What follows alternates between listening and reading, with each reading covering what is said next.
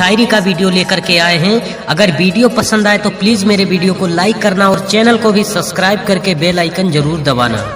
ना तलवार की धार से ना गोलियों की बौछार से एडवांस में न्यू ईयर विश करता हूँ अपने प्यारे दोस्तों को प्यार से, अपने प्यारे दोस्तों को प्यार से।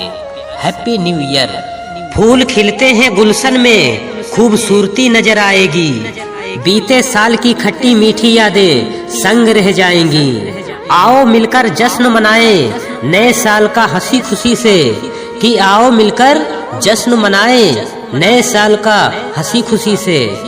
नए साल की पहली सुबह खुशियां अनगिनतिन लाएगी, नए साल की हार्दिक शुभकामनाएं।